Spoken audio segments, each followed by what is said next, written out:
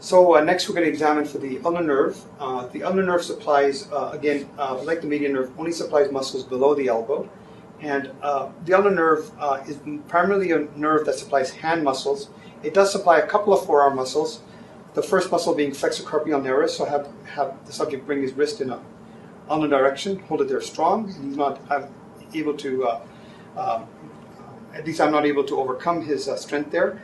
Then it supplies a profundus muscles to the little finger and the ring finger. So again, you stabilize the other fingers. Can I have you bring this finger up in flexion?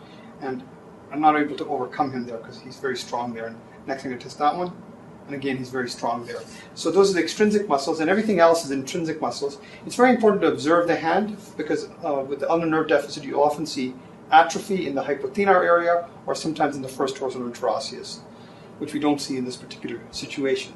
So I usually do a sequential examination for the muscles of the hand for the ulnar nerve. I start with the ADM, abductor digiti minimi, have him bring the finger out in abduction against my finger here, and I'm not able to overcome him.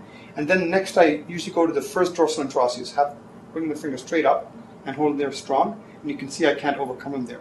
Another way to test interossei, I'll switch to the other side, is to passively extend his fingers with my own and ask him to spread his fingers apart.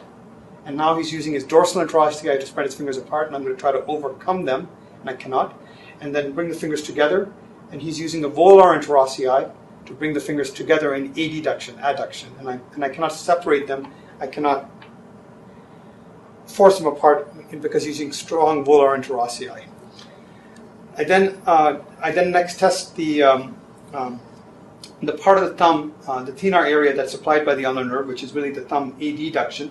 So have him bring the thumb up against the palm this way and hold it strong there, please. And I try to push him away, and I can't. If he substituted his flexor pollicis longus because of a weak adductor pollicis, that would be called a Frohman sign. So that's some of the innervation of the hand in terms of the ulnar nerve. One last aspect I'd like to test for is to see for lumbrical muscle function for the little finger and the ring finger.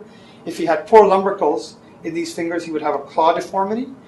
He, of course, doesn't have that being a normal subject, but to test again the lumbricals, you want to stabilize his MCP and PIP joints and have him just extend at the distal IP joint.